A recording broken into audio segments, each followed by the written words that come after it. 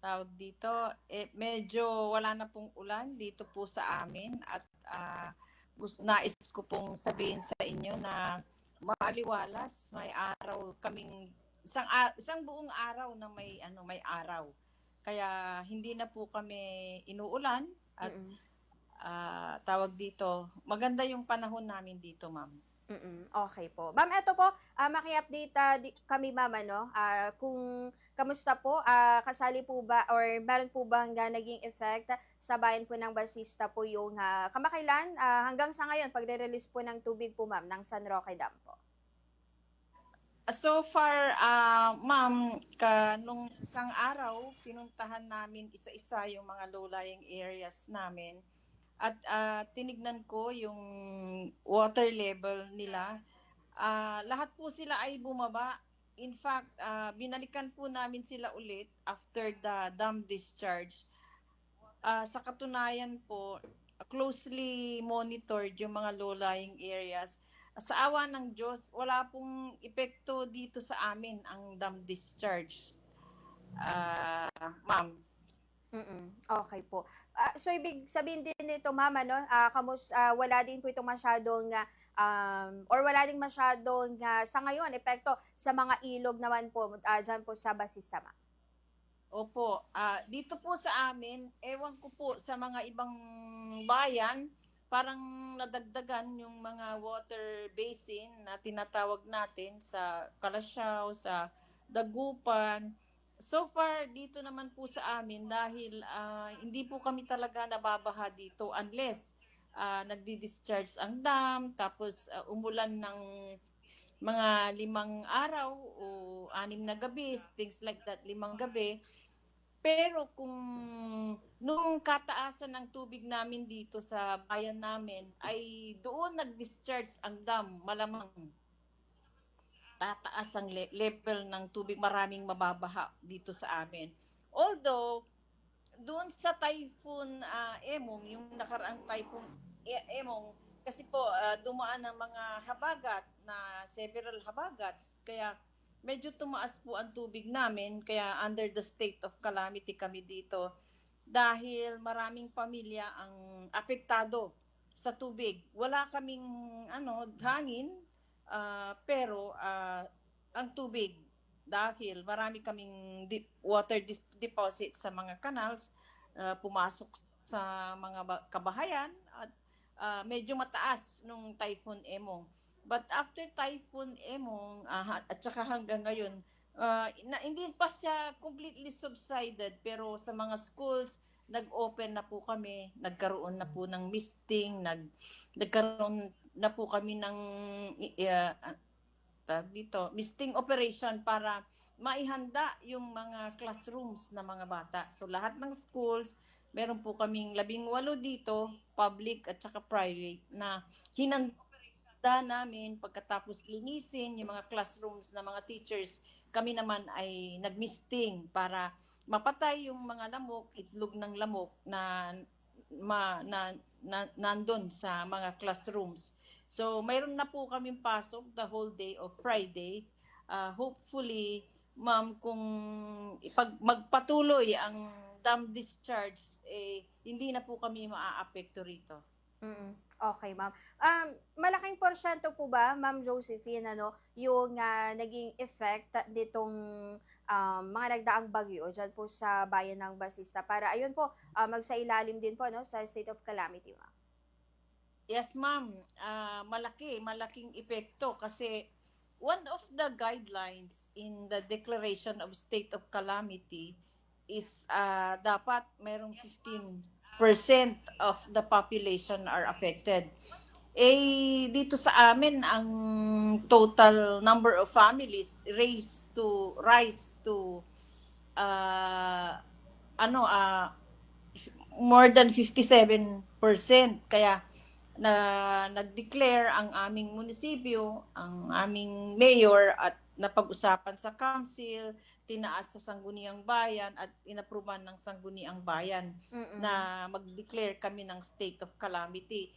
In fact, meron kaming recorded na 9,200 plus affected families in the whole town. Okay po. At marami pa ba sa ngayon, ma'am, or meron pa mga nananatili po sa mga evacuation centers po dyan sa Basista, ma'am?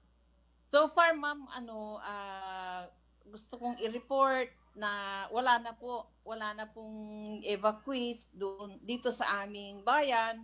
Although nagkaroon kami pero konti lang po, hindi marami kasi ang nangyari kasi ang isang dahilan ay pumunta sila sa mga matataas na lugar na sa mga relatives nila but they were still served. Only few families opted or went to our evacuation centers sa mga barangay halls na yung hindi talaga kakayanin ng bahay nila. And others, majority or quite number of evacuees actually opted to join their relatives na matataas po ang lugar, ma'am.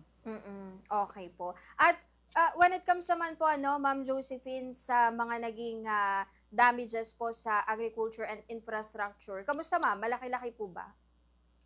Yung sa damages, actually nagkaroon po ng RDNA, yung Rapid Damage Needs Assessment right after the typhoon. Sa infrastructure, sa awan ng Diyos, wala pong damages. At based on the report of our municipal agriculture officer, minimal yung damages sa crops. In fact, tawag dito, yung mga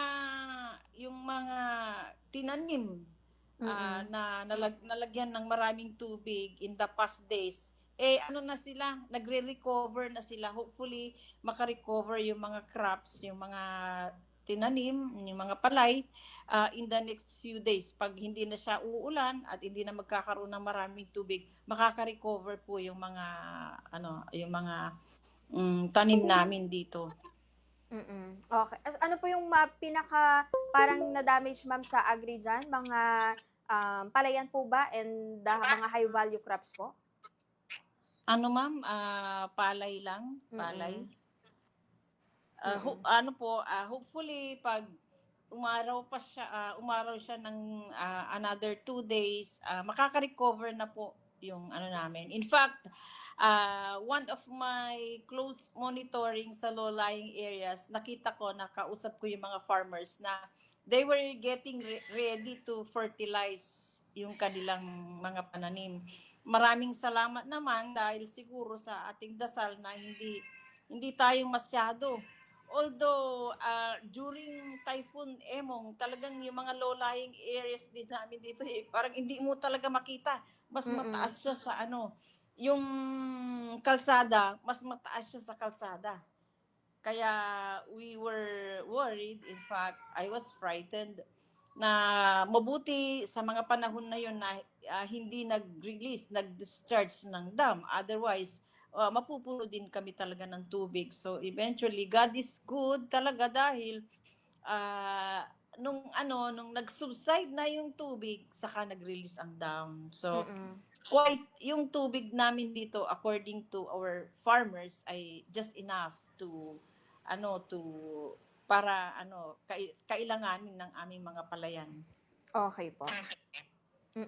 Okay. So, ma'am, eto kapag nagdedeklara po ng state of calamity ay meaning eto po magagamit po at mama-maximize po yung calamity funds. At para sa inyo, ma'am, gaano kalaking tulong po na ayun po napagdesisyonan na sa ilalim po sa state of calamity ang Basista and ayun po to maximize ngayong tulong po sa mga residente, ma'am?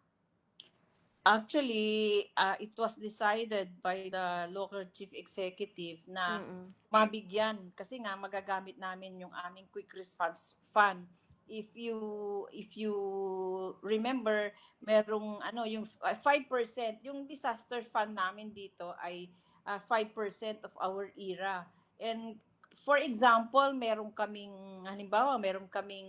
declaration of state of calamity, yung 70% kasi for preparedness yun, na hindi mo pwedeng galawin kung hindi sa preparedness measures. However, yung 30% of the 5% na DRRM fund ay sa quick response fund, which you can only utilize when there is a declaration of state of calamity. So nag-declare kami ng state of calamity dito, so na-utilize yung aming QRF.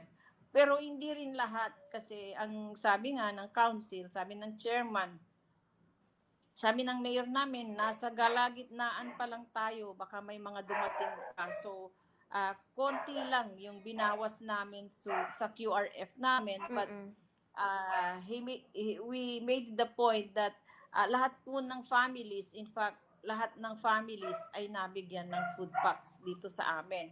And if you want to know the figure, parang meron kaming 14,500 food packs provided to 14,500 plus families. So, lahat po sila ay nabigyan. Okay po. And hanggang sa akin, ma'am, continuous pa rin po yung pagbibigay po.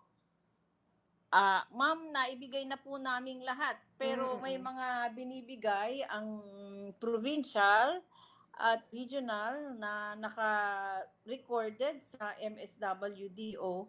So, nandyan pa lang yung food packs na dumarating kasi halimbawa, yung families, depende na kung anong pagdesisyon ng mayor namin kung kanino ibibigay yun. Dahil hindi naman kung ang affected families mo ay 14,500, something like that, the provincial government will not give you as much, will not give you equal or the total affected families. Bibigyan ka ng parang augmentation. Kami na dito ang mag-provide to fully para mabigyan lahat yung affected families, ma'am. Okay po. At eto, Ma'am Josephine, dahil nyo rin po nga sinusupervise yung mga local disaster risk reduction and management offices sa ating lalawigan. Ma'am, kamusta yung mga concern po sa ngayon ng mga pinaka-apektado, especially yung mga nasa part po ng Western Pangasinan na pinaka-napuruhan po nung tumama si Bagyong Emong, ma'am?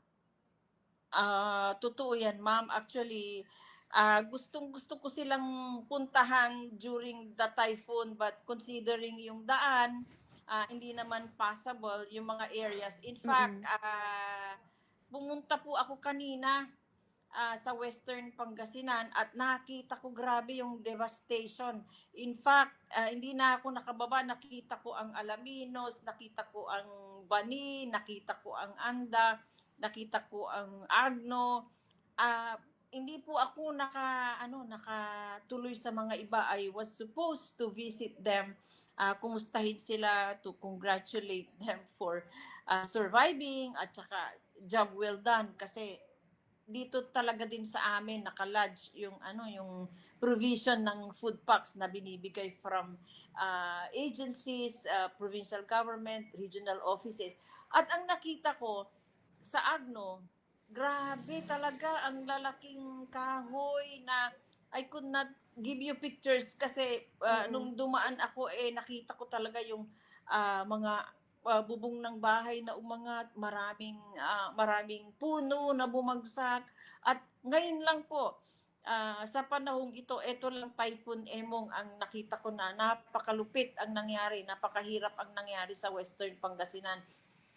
Naawa ako sa mga kagaya ko na MDRRMOs doon dahil hanggang ngayon hindi pa sila nakakapagpahinga. So including Bani, including Agno, hindi ko na napuntahan si Ma'am Miles sa Alaminos, pero nakita ko yung sa daan, nakita ko yung Alaminos kung ano yung nangyari. Grabe talaga itong Typhoon Emong na ito. As per record, I've been here 12 years, DRRM, this is my first time to see yung devastation ng ganung klase, ang lupit talaga. So, in fact, ko yung sarili ko na sabi ko, nagpaalam ako kay mayor ko na sabi ko, sir, papaalam ako, I wanted to see them. Wala akong dala, sabi ko, wala akong dala sa inyo to support you, but I am here to congratulate you for a job well done and for your survival, sabi ko sa kanila. Yun, maigpit na yakap at medyo may mga ano kami in between na kwan iyakan, pero alam namin na hindi naman sila pababayaan ng Diyos. So Agno is devastated, Anda more than Agno, perhaps, I don't know, kasi hindi ko nakuha yung figure, but uh, along the way, on my way to there, doon, hindi na ako nakaabot ng Bulinaw. Mm-mm. Talagang malakas yun, ma'am, yung signal ng Burford na yun, malakas talaga ang typhoon. Ayun po, So, yes ma'am, go ahead po. matatagalan na makarecover. In fact, madaming poste na bumagsak. It will take time for Western Pangasinan to recover. Pasalamat natin, sabi ko sa kanila na buhay tayo at walang casualties. Wala naman silang casualties, ma'am. Yun ang isang magandang balita na walang casualties doon sa pinuntahan ko, ma'am. Opo, ayan parang kahit nabi-visualize nga natin ma'am, ano yung binabanggit ninyo, and tayo na hindi po mismong naka-witness katulad po ninyo doon sa pangyari sa Western Pangasinan, parang sabi niyo nga po ano, kinikilabutan po tayo doon sa naging epekto po nitong nasabi pong bagyong si Emong. And like you've mentioned po ano, Ma'am Josephine, na kanina doon sa pagbisita niyo doon sa ilang part po ng Western Pangasinan, may mga andun pa ma'am, tama po, may mga hindi pa po na kiklear na mga bahagi po ng kalsada dun sa mga bumagsak na mga poste or mga puno. Saan po nahihirapan ma'am sa ngayon yung mga disaster offices po doon sa mga clearing operations po? Ma'am, tungkol sa clearing operations, I think done. Ang nasabi ko po, kasi I guess pumunta doon ang Provincial Disaster Risk Reduction and Management Office, na tulungan sila sa clearing operations. Na po, passable na po lahat yung road. Pero Opo. makikita along the way na talagang ang daming bumagsak na puno at ang inaasikaso pa lang ngayon ay ang kanilang kuryente. So I guess wala pa silang kuryente, so they are using generator. Inaayos pa yung mga poste doon eh. Nakita ko pinatayo yung mga poste, pero sa dami naman ng poste, sabi ko bakit ganito kalakas? Ganito kalakas pala kasi yung mga alam mo ma'am, yung mga yero kumulot-kulot eh. Ay sabi ko grabe, paano to? Sabi ko kulot. And one of yung remarks ng isang kasama namin na ilang taon na ako dito pero ngayon lang ako nakaranas ng ganito. So mahirap mag-expect ng tawag dito. Let's pray that nothing worse than now na mangyayari dito sa atin. Base ma'am doon sa naging monitoring at observation nyo rin po kanina, ano po yung sa tingin nyo po ma'am Josephine sa ngayon, yung pinaka kailangan po ng mga bayan sa Western Pangasinan? Siguro parang in terms of health na pwedeng maitulong pa po sa kanila ng other LGUs kung kaya po ma'am? Nakita ko po na mayroon silang pagkain, meron silang marami na dumating na food packs, provided, supported sila, may mga generators na dumating, maraming tao na nagvo-volunteer, nandoon sila. Tingin ko tawag dito, parang yung dito din ginawa namin, syempre pagkatapos ng bagyo, pagkatapos ng ulan, pagkatapos ng baha, ang susunod na po problemahin natin ang dengue. So at the moment, in fact, right after nung nagkaroon na ng umaraw na dito sa amin, ay nag-start na kaming nag-misting sa mga classrooms kasi nga yung mga bata napapasok. Maski linisin mo yon, pero may mga matitira, nandoon yung mga itlog, kaya kailangan natin silang linisin. Sana hindi tayo magkakaroon ng problema sa dengue after this. Okay. So far naman, tingin ko naman capable yung lahat ng LGUs doon sa Western Pangasinan. They have their QRF, they have their fund. In fact, almost lahat naman kami yata nag-declare na ng state of calamity. Pero dito sa bayan namin, dito sa Basista, medyo din, malupit din dahil kadi-declare lang namin ng state of calamity kasi nasunog ang aming market. Mm. Tapos ito binaha naman kami ng ng but ang aming ang pinapasalamat ko bilang DRRM ay wala po kaming casualty. Okay. Yun na po ang pinaka-blessing sa amin dito sa aming bayan na the whole Pangasinan na wala tayong casualty Ngayon, kasi I heard na sa Benguet, meron silang casualties na DRRMOs pa, yung mga responders pa, mga rescuers. Dalawa yata yung namatay. Kaya, kung payagan mo ako, ma'am, ulit, babanggitin ko na kung pwede ay sa mga kinauukulan na ipasa na ang Magna Carta ng mga public DRRMOs para magkaroon naman kami ng compensation benefits at saka security of tenure sa mga ginagawa namin para to save lives.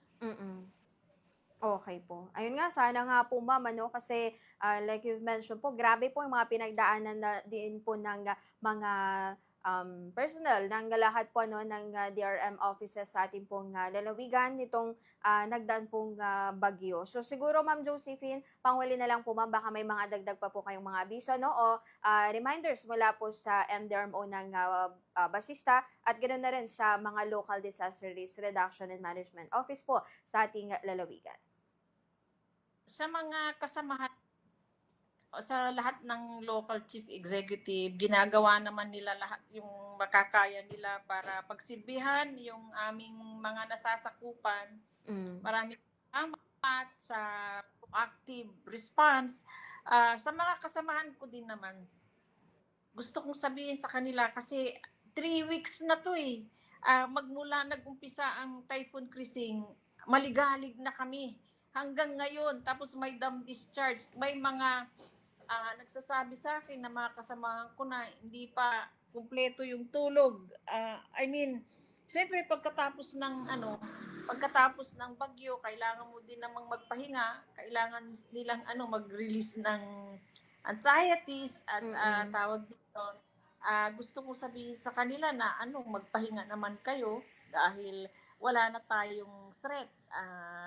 Wala na yung threat unless tawag dito, magkakaroon ng maraming discharge. Kung marami naman yung volume ng water na i-discharge, we will be informed naman. So, tinatawagan sila na magpahinga na din kayo kasi 3 weeks na tayong kulang ng tulog.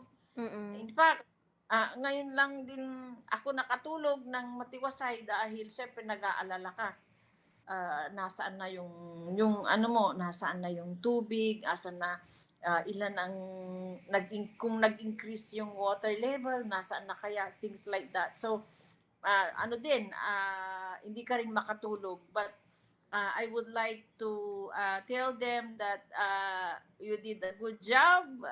Nakita naman nila na panahon na pirmahan Magna Carta ng mga DRRMOs dahil sila rin naman talaga ang nakikita natin. Kami din naman ang nakikita ninyo sa daan, sa lahat. Holistic ang trabaho ng DRRMO. In fact, prevention, mitigation, preparedness, response and recovery, rehabilitation, andun pa rin sila. Saludo ko sa kanilang lahat. Hindi ko sinasabi na tahimik ako dito sa trabaho ko, pero nakikita ko yung mga ginagawa nila kasi alam ko din kung ano yung mga dedication na mga kagaya ko na DRRMOs. I give you my salute. Congratulations for delivering your best every time na mayroon tayong sakuna. Okay po. Lamang.